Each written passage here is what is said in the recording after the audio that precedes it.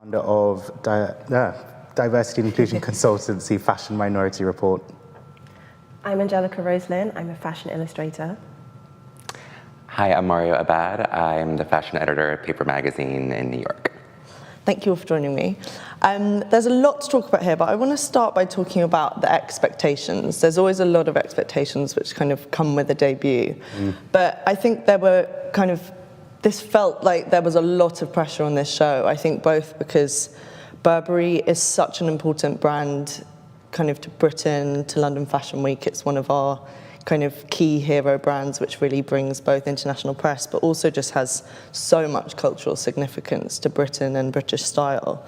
So I want to ask you guys kind of what your expectations were, because for Daniel Lee, this is really, I thought it was interesting, the CEO, Jonathan Ackroyd, said to Business of Fashion yesterday in an interview that he kind of admitted that luxury customers are still only really coming to Burberry for the trench coat. And, you know, that kind of suggests that Daniel really has to build out a full ready-to-wear wardrobe, but also bring some of those sell-out accessories that he showed he could do so well at Bottega Veneta. But what were your guys' kind of expectations, both for Daniel, but also from a personal level of Burberry? I guess, well, so go on. I think the biggest thing, the reason why there was such big expectations and pressure for Daniel Lee is because Burberry has kind of been going through an identity crisis in a way the past few years. It kind of lost what it stood for, its essence. It has a huge, rich heritage, but under the previous designer, there just wasn't a lot of cohesion and identity in the brand that really resonated with Britain and in turn the rest of the world. So for Daniel, I think it was his mission really to put his stamp on the brand and create an identity that is more British and palatable to us and what it stands for. Yeah, and I think I'd add to that, you know, Burberry is the behemoth of, you know, British fashion in that sense. It's one of the last independent British fashion houses, and given its rich heritage and its like history and it's how much it's steeped in, I think we've gone from a Christopher Bailey era which took the business's profitability to a whole new scale, and I think under the most recent creative direction it lost some of its direction of travel, and I feel like everybody looking at it from the outside in was hopeful that it was going to be strong and great and directional. And for myself personally, I had really high expectations, probably too high. It's like, you know, being a parent and looking at your child on stage hoping that they're going to do well. It's kind of that in that sense. Yeah, definitely. The idea of Burberry's being one of the most quintessential heritage brands we have in this country, and Daniel himself said in an interview that he was looking forward to coming back home and really, you know, building on that. We knew it was going to be strong. I personally was hoping for, which is what we got, a lot of color, just an absolute example of how to apply color theory and tone. That's really what I was looking for, which we got some hints at from the social media campaign. It was just so beautiful, and just so looking forward to talking about it. I think homecoming's a really good way to approach talking about this, because Daniel's from Northern England. He grew up near where the trench coats are made. It's kind of, you know, close to his kind of, I think also people forget that Burberry really has these roots in the north of England. It's not just kind of that central kind of high society London thing. It's also very much about kind of all elements of kind of British class, like you think about football casuals, and you know, I think Burberry's really traversed all these different class systems, which to me feels like the kind of quintessential way of British dressing is that we mix and match all these kind of sartorial codes. But I think that's really a good way to think about it, is it's Daniel's homecoming, but also kind of Burberry's. And I think, you know, I felt it last night in the room. A lot of us British press were like really rooting for it. So we were like, bring Burberry home. Yeah. Because it feels like it had been unfortunately lost or muddled for a little bit of time, whereas this feels like it smacked me in the face with a Britishness that felt quintessential, that feels so rich and full of depth, and actually something I'm literally placing orders on already. Yeah. Do you think there's something there about a designer designing for kind of a heritage label that is very much associated with kind of a country, and if they're kind of coming to it from perhaps a kind of visitor or foreign perspective on that, where they haven't kind of actually really lived in that culture, that you get that kind of copy and paste attitude perhaps that was in the Tisci era? Yeah, there's definitely this, he's brought back the British perspective, and I think that's what's most important here, because as you said, it's been a bit absent recently, but this seems like it's from within as well. Like he's not just, you know, having an idea of it, he's within it, and he sees all of us. I feel quite seen in this collection, and I think that's what I did expect that from Daniel, you know, just being, you know, where he grew up, as you said, like the factories are, you know, up north, like where all the trench coats are made, and just having that experience, I knew it was going to be authentic, and that's what he's absolutely brought here. Yeah, I think when he was at Bottega, he approached it a lot differently when he joined than I'm sure when he's now at Burberry, just as someone who hasn't really lived in Italy or maybe was familiar with the Italian traditions and codes and heritage.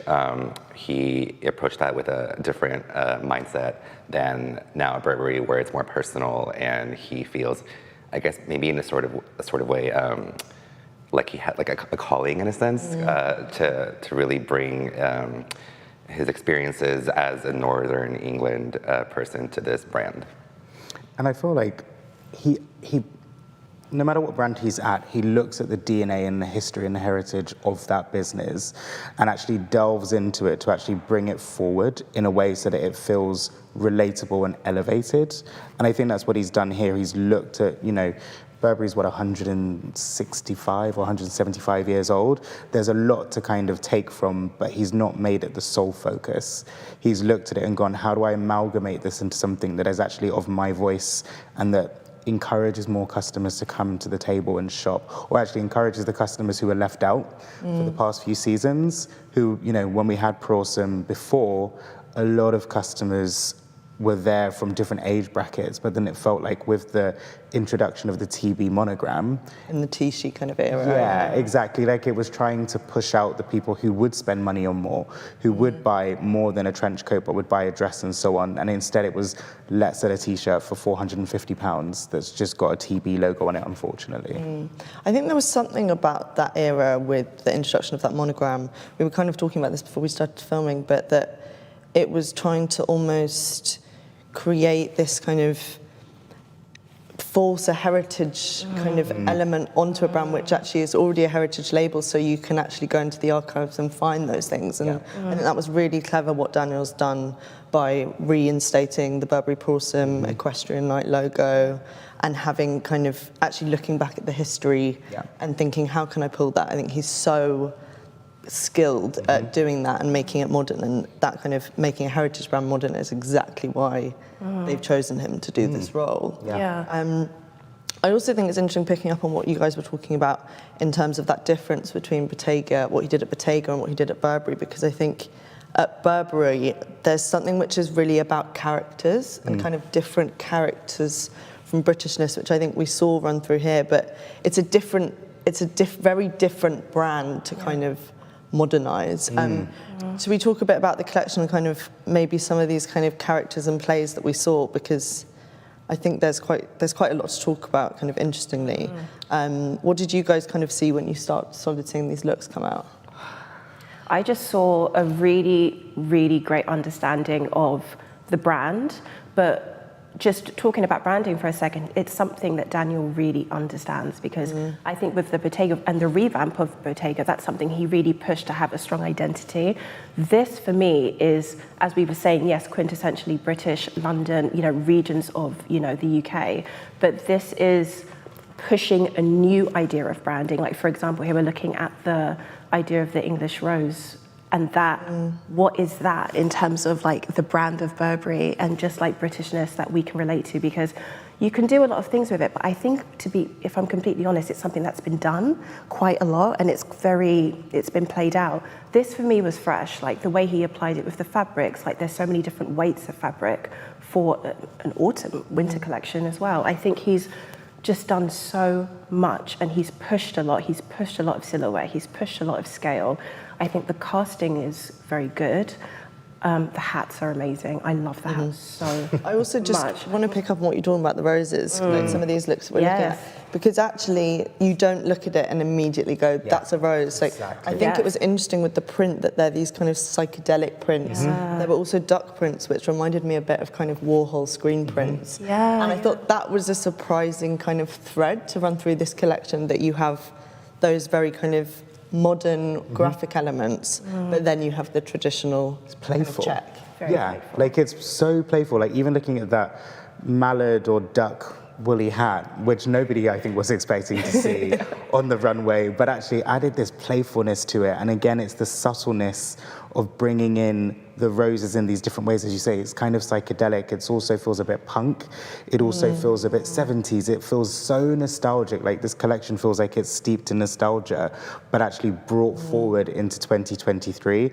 Like the lengths of the skirt, the lengths of the coat, the floatiness of a dress, the scale of the hat, like it all just feels so invigorating, and it just feels like something that is of the moment. Just looking at the way that the dress is draped across the shoulder, across the waist, actually, again, when we think about people's proportions, actually it allows more people of perhaps different sizes to be able to step into this brand and not feel as if it's just made for somebody who is more waif-like in that sense.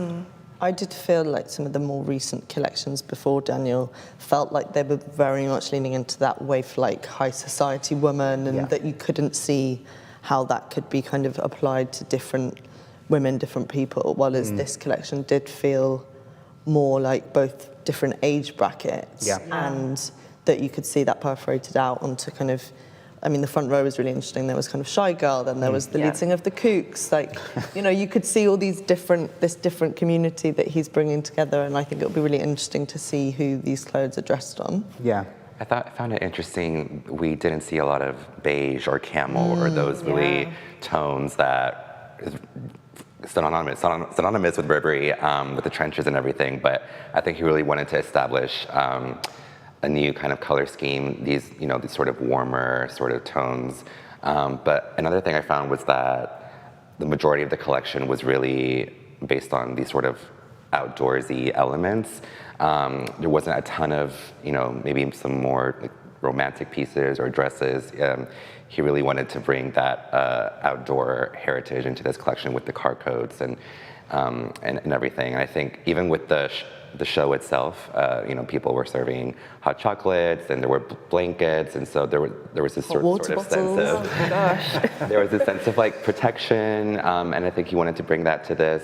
Personally, I was really a big fan of the different rich colors, the raspberries, the marigolds, the blue, which is, I guess, he's going to make Burberry a signature. I found those more visually just appealing to the eye. Yeah. I think colour is an interesting thing to pick up on, because, I mean, we were talking about Daniel being great at doing product, and he's great at finding those kind of thread lines of a brand and making it click, creating that identity. And I think it's interesting that you've got those things like a really pure sense of colour here.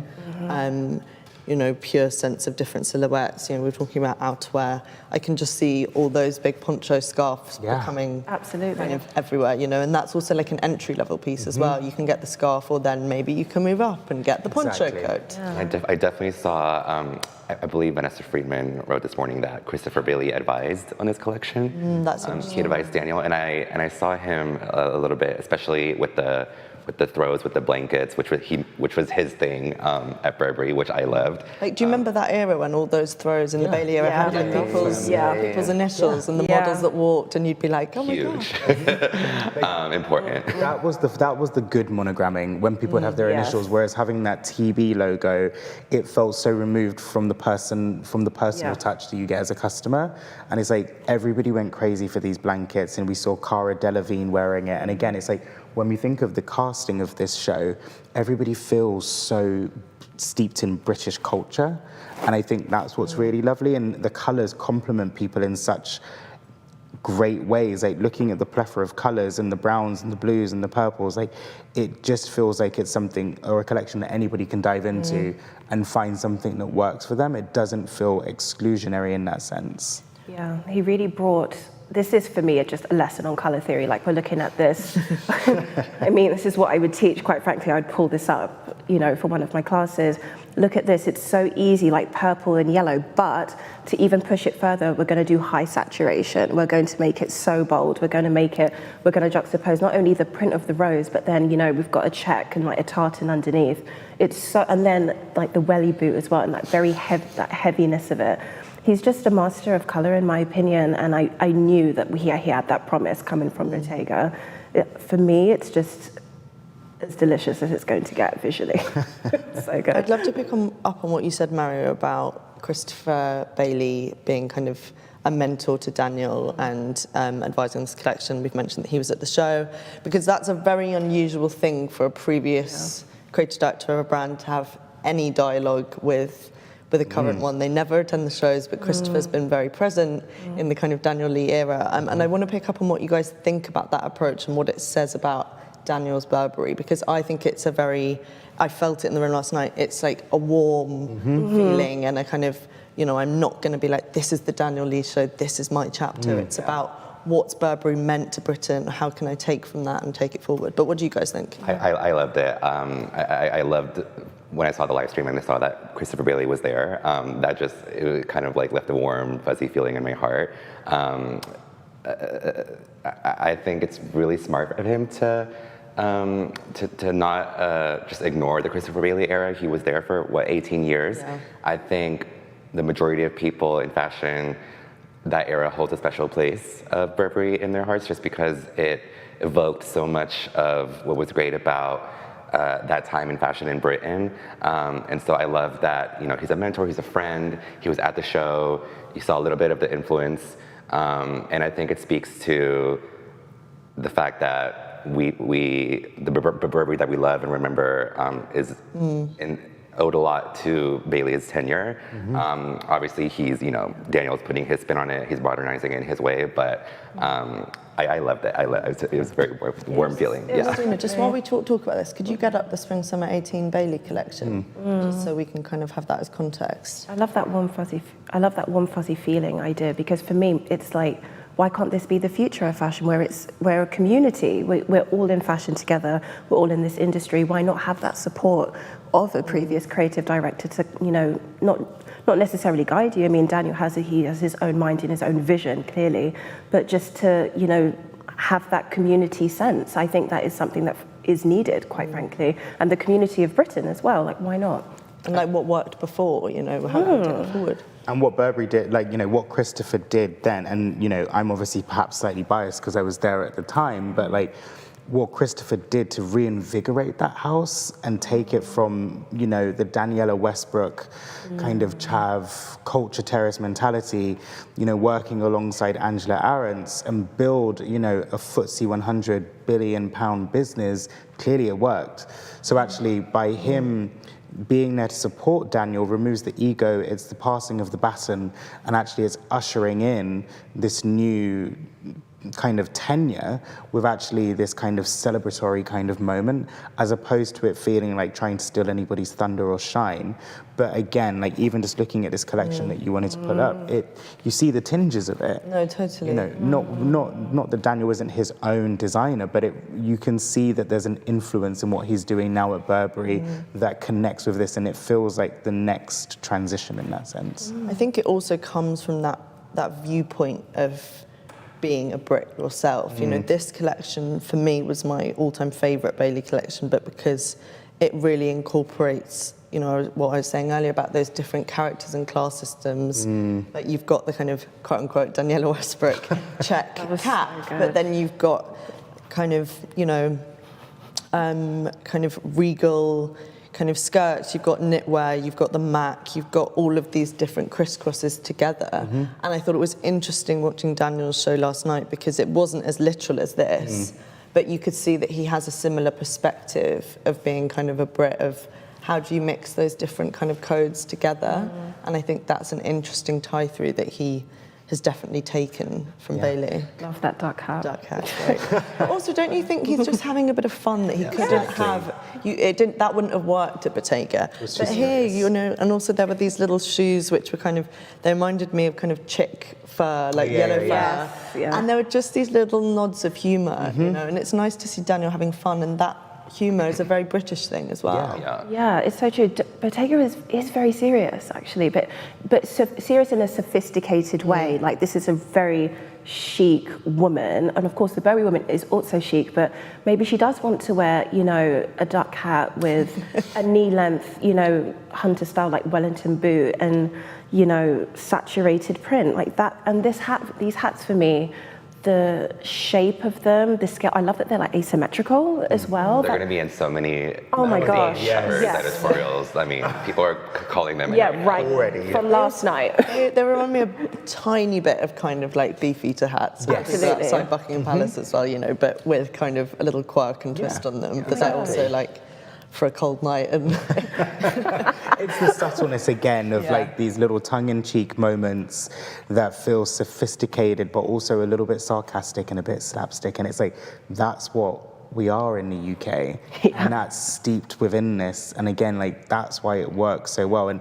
you know, to your point, there's not much of that trench colouring in there, but it's got a bit of it there. And it's kind of like, okay, we're going to give you a bit of old school Burberry, but we're now going to make this Daniel. It's the future of Burberry, quite frankly, for me. And it's, you know, there's, as you said, nods to the past, nods to the heritage, the culture. I love that Beefeater reference. I think that's, because it's like the Beefeater, but with like, you know, like the like bomber style jacket and this like kind of long, relaxed style trench. It's just moving forward in every sense for me.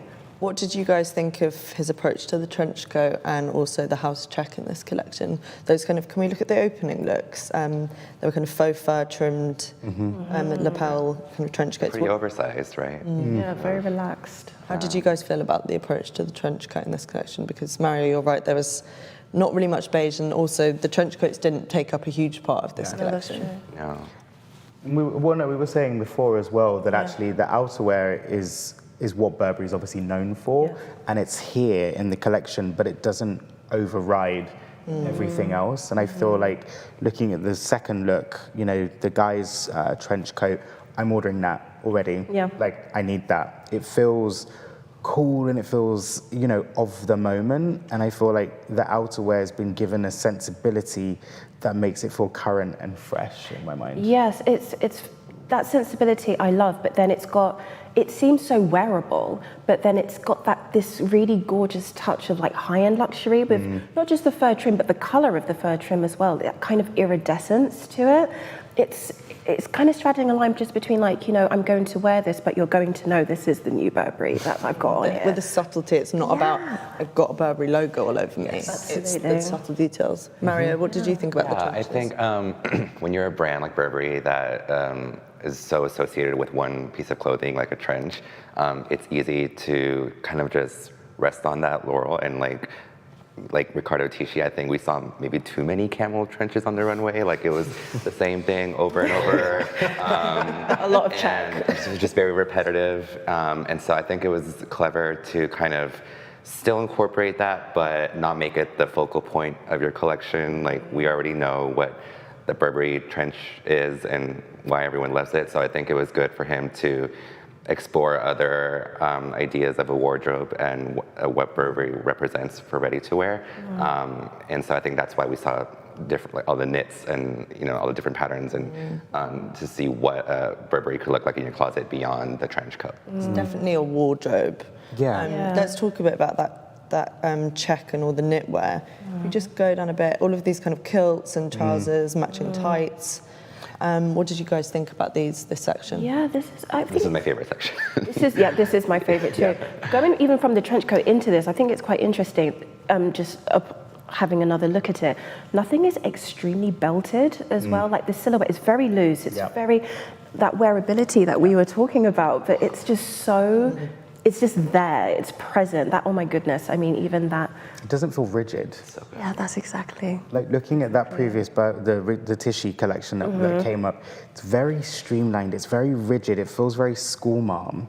It doesn't feel like I can have fun in that, like I've just got to stand against the wall. I was going to say, just stand It feels in like it. a very strict kind of taking of different archetypes of characters and putting that together, whereas the Lee collection last night felt more fluid and natural. Yeah, it's less hardcore. Like I want to dance in it as much as I want to go for dinner.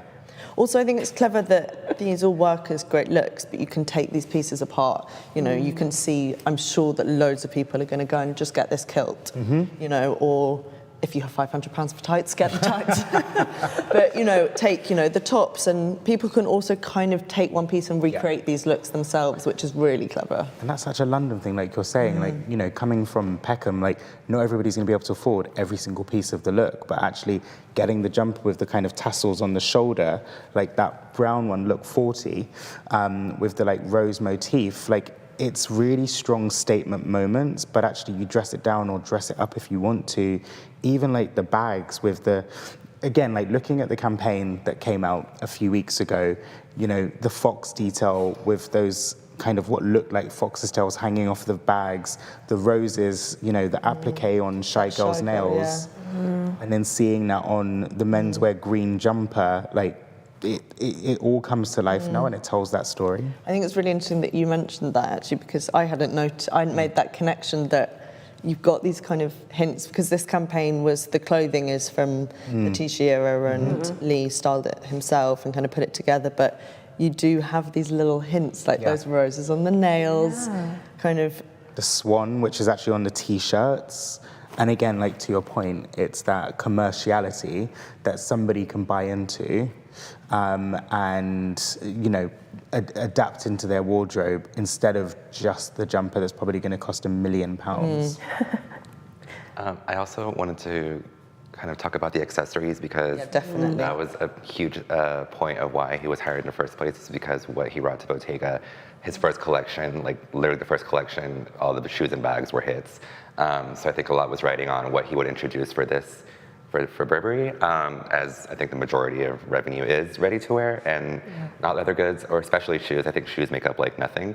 And I think the shoes, I wasn't crazy about the bags, but I think the footwear was pretty interesting, just novel. I mean, it looks like this model is just like floating, her foot is just floating and just like surrounded by all these like furs. I haven't seen anything like that particularly before, but I think some of these will do really well.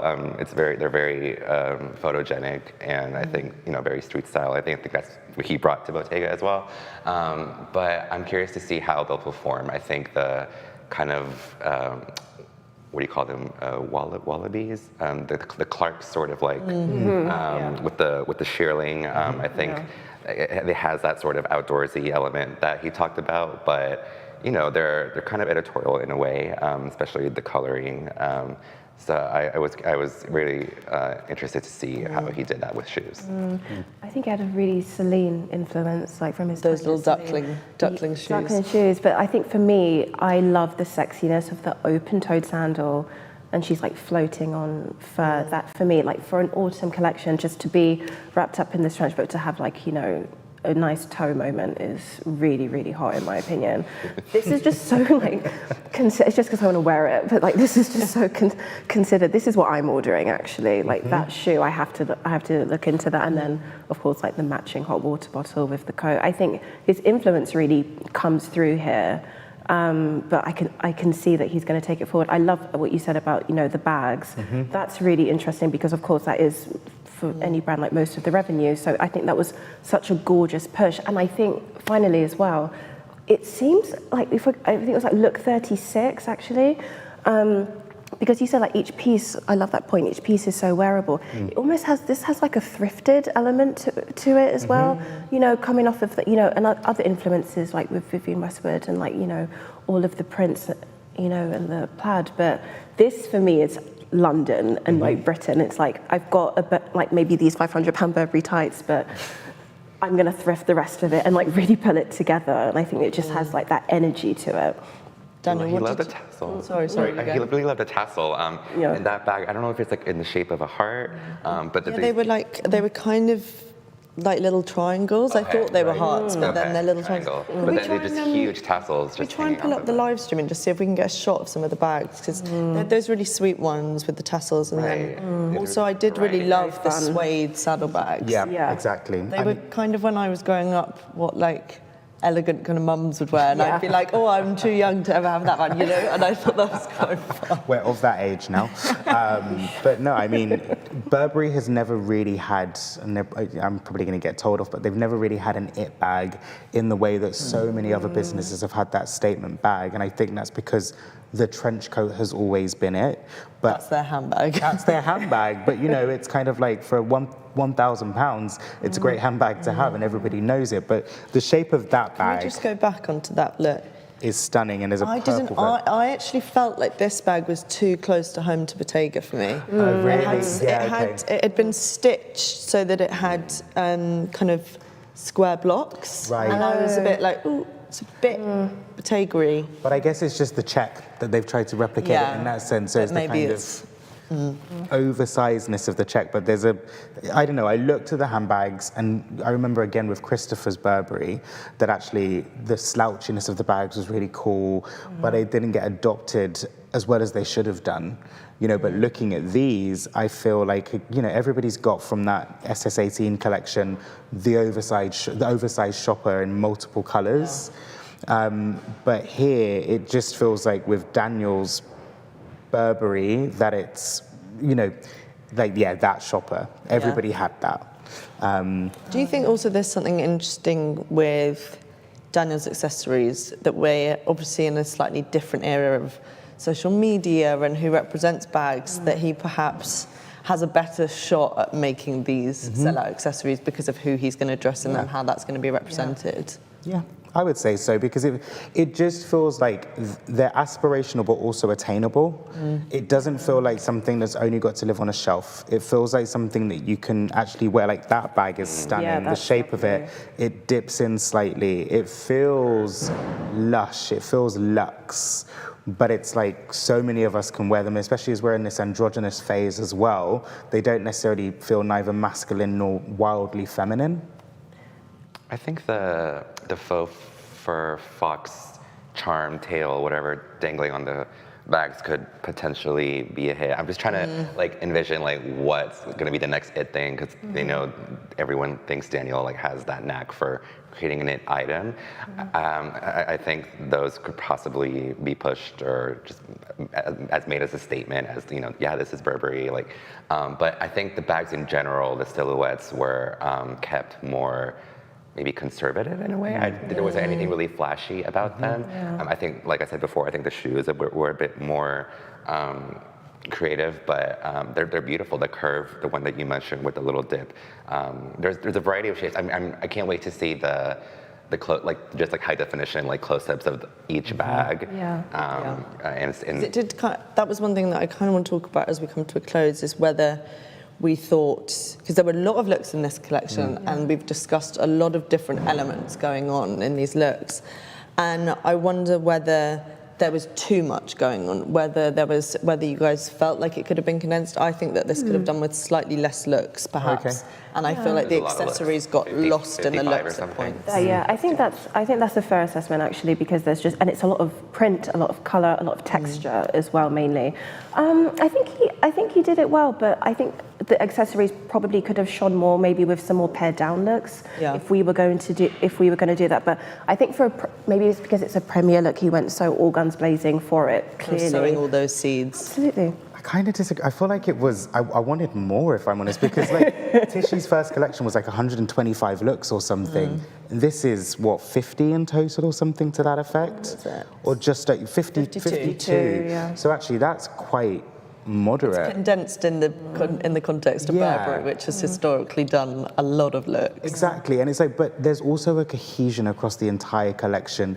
It moves through palette and it moves through shape in a way that's so considered, whereas like I feel perhaps with the previous iteration of Burberry, it felt very jumbled. And it was kind of like, I'm going to throw 100 plus looks out there, but it just feels like you get a bit tired of what you're actually looking at. You know, I'm looking forward to seeing how he grows into like the kind of more red carpet kind of era of Burberry, because I think that will be really great to see how he kind of steps into that space. But I don't know, again, going back to that editing perspective, I genuinely love this and think that it works well because of the cohesion across it. Mario, what did you think of it as a whole collection and offering? Yeah, I think, you know, there were definitely different groupings and ideas kind of scattered throughout. I would love to see him explore more of maybe the evening wear, something, maybe some of the more feminine ideas. I think it was very, very outerwear focused, outdoorsy and all that, coats and all that. But, you know, I think for a debut, the thing I'm looking for is like, what are you trying to say with this collection? And you know, he told it, and so I'm excited to see where he goes from here. I think as a whole, this one was more about being a palette cleanser of what the previous designer had, and kind of telling a new story versus like giving us emotion or like moving us with these like new ideas. Any other final thoughts before we finish? I think we could all probably sit and talk about this for a long, We already time. have. We're talking about it. Wait, we didn't talk about the graphic T-shirts. Oh my God. They're What kind did of you guys think? Very polarizing, quickly, right? what did you guys think?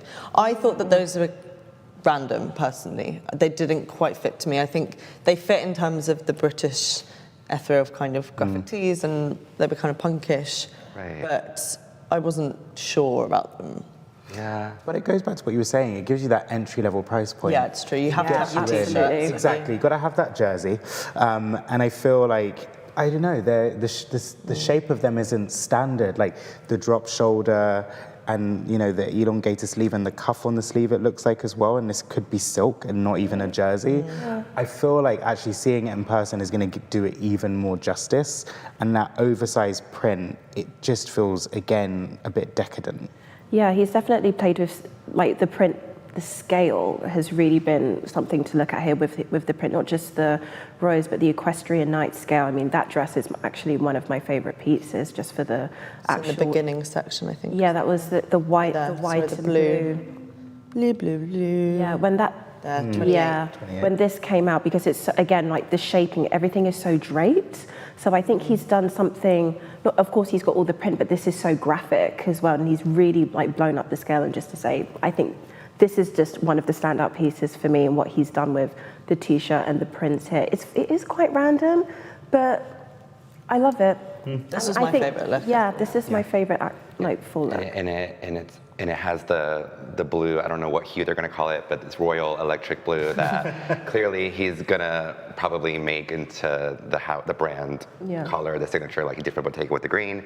And there were other pieces in the collection that had this blue also, so I'm curious to see how that's gonna roll out, maybe like in more campaigns or in stores, or how the shopping bags, like how much of that blue is going to really be associated. Yeah. 'Cause it looks like we're starting to see the beginnings of that. Yeah. Yeah. Take my money. I think it'll be really exciting when we see the next campaign, which will have the clothes in it, and see how this is put together, and see how Daniel sort of weaves it. And red carpet and celebrity. I'm very curious to see how that. Yeah, I think that'll be interesting, because You know, there were that would be only an about strategy. 3 evening wear looks in this, and I think this is definitely trying to appeal to a more ready-to-wear wardrobe, as we were Yes. talking about, Yeah. and that will come later. Yeah. Yeah, this That's is a very great special. piece. Yeah, This that's is a great incredibly piece. special. That's red carpet. And you can see how it can build from this into something that becomes, you know, Kate Blanchett would probably wear this. Somebody to that effect, or FKA Twigs, and you can just see that they'd own it, because it doesn't need to be sculpted to the body, because actually it just speaks for itself in terms of being standout. Yeah, it can be so incredibly styled as well, and I think there's a lot of a diverse group of women who could wear this, but again, it's just so, I think it's very feminine, even though it's quite like a, you know, not such a belted shape. I just think he's really just, again, brought this like sexiness and fun to it. It's going to look so good on the carpet. Well, I think the consensus is that this is a great start for Daniel Lee, and we're very excited to see where this goes.